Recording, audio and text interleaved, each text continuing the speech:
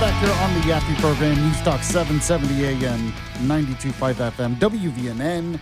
Glad you have joined the show. Don't forget to like the Yaffee Facebook page or follow me on X at Yaffee or Instagram at Yaffee Live.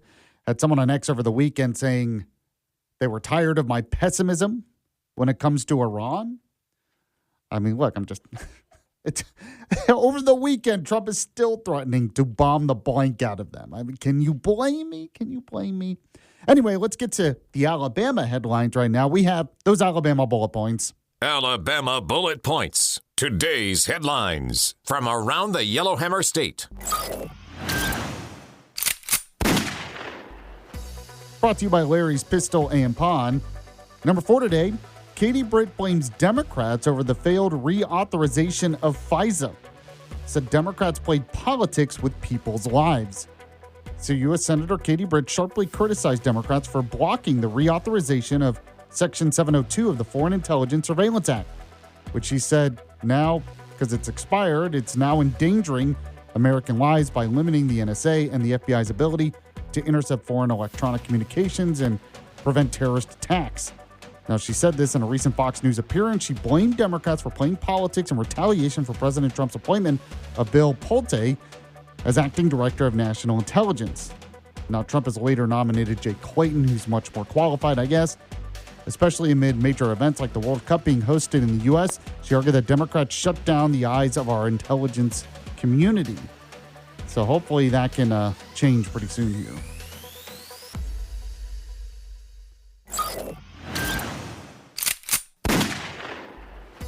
Number 3 today, yes, there's another residency challenge being filed against Tuberville, who's running for governor, but State Senator Arthur Orr dismissed it, said he's ready to move on and vote for the conservative.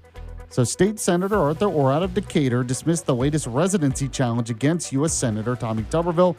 He did this during the Dale Jackson show on Friday, calling it largely futile. Now, Orr acknowledged that the lawsuit, filed Wednesday in Democrat-friendly Montgomery Circuit Court on behalf of 2 veterans, could pose initial hurdles, but would likely reach the more Republican-friendly Alabama Supreme Court if needed. So he argued that recent evidence, including tax returns, basically have resolved the issue. The way he put it, actually, is the fat lady has sung on this. I think he's right.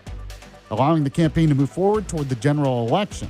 Comparing the situation to Alabamian strong support for Donald Trump, despite his legal troubles, Orr said voters don't really care about these technical things here.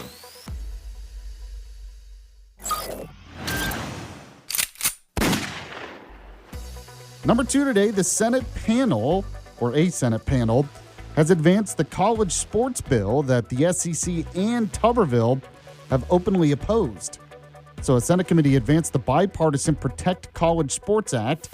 They did this on Friday by a 19-9 vote, aiming to create a national framework for college athletics.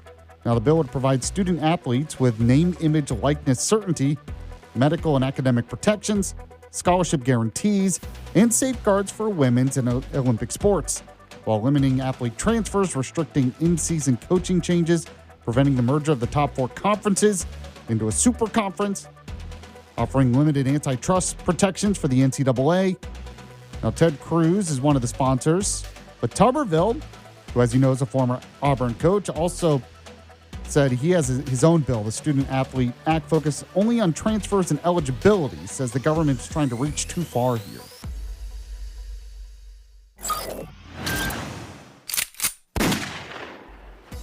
Number 1 today, speaking of Tommy Tuberville, kind of dominated the bullet points today. It's kind of the way it is, but Tuberville reiterates his support for Trump's Iran policy. He said, we're a lot better off now than we were 3 months ago. So U.S. Senator Tommy Tuberville, who's going to be our next governor, reiterated his strong support for President Donald Trump's Iran policy in recent comments. Now, Tuberville highlighted key achievements, the no Iranian nuclear weapons and no U.S. troops on the ground, while stating that significant progress has been made. He dismissed concerns about a potential new U.S.-Iran deal that might lift sanctions, arguing it could enable continued funding of Iranian proxies. He emphasized that the U.S. is a lot better off now than we were 3 months ago, crediting Donald Trump for the improved position because Iran didn't want any part of this. So he's defending the war, Trump's policy, saying we have enough leverage where we're going to be able to get a good deal. where we're not going to give them a bunch of money and they're not going to have a nuclear weapon. So we'll have to see if he's right about that. But he also said on X, he said, don't bet against Trump when it comes to this kind of stuff. So we'll have to see. We'll talk more about this with Todd Stacey, by the way, who is the host of Alabama Public Television's Capitol Journal. Right now, though, I'm going to tell you the sponsor of the Bullet Points. Once again, Larry's Pistol and Pawn. They have an 18,000 square foot facility. It's right off there off Exit 3 off I-65. You've seen it next to the big rusty water tower. It's a huge building. Along with new and used firearms, they have a wide assortment of firearm accessories. Now, it sells vintage and estate jewelry as well. You can also find antiques there, and I'll talk about that a lot. But if you like to antique shop, they have that there.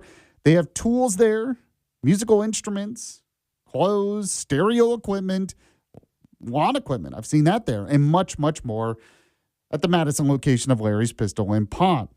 So get a unique and enjoyable shopping experience with well over 100 years of combined knowledge and experience from their friendly staff. They'll be able to handle all of your needs. And I know this personally because they helped me. I've gotten jewelry there, my family, many friends, and they know what they're doing. And they can resize it for you and all that stuff. Larry's Pistol and Pawn, they also offer cash loans on items of value as well if you want to pawn or sell something there. So go to Larry's Pistol and Pawn. Find out more about the Madison location at pistolandpawn.com. It's pistolandpawn.com. When you do, let them know you heard about it from Yaffee. Back in a moment here on WVNN.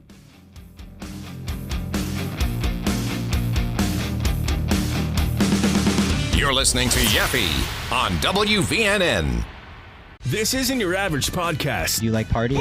This is Full Send. Join the party. So you guys launched the Nelk Love Island. Congrats, boys. Who's that? They got production, dude. Like 5 years ago, we could do that easily and it'd be crazy when we're partying, but when you're like in your 30s a little bit. Well, that's why you barely show up to set, day 2. Just a few hours tardy. Steiny wanted to be the host of the show, too. It's like, why didn't you let me be the host? It's like, bro, you showed up 6 hours late every day. I had a girlfriend. The Full Send podcast. Follow and listen on your favorite platform. One Night with Steiny. One Night with Steiny. Shout out Full Send now. Hey, bro, what's your name, bro? Steiny, what the hell? We've been sitting here for like an hour together. I don't know your name. What's your name, bro? Steiny. I can't guarantee anything. All I can guarantee is that you're going to be entertained. I'm a professional. I'm here to interview. So the whole interview, you can ask me what I like better, Burger King or McDonald's. All right, and we are going to wrap up on that note. Thank you, Steve, so much. That was amazing. Burger King. One Night with Steiny. One Night with Steiny, baby. Let's go. One Night with Steiny. Follow and listen on your favorite platform.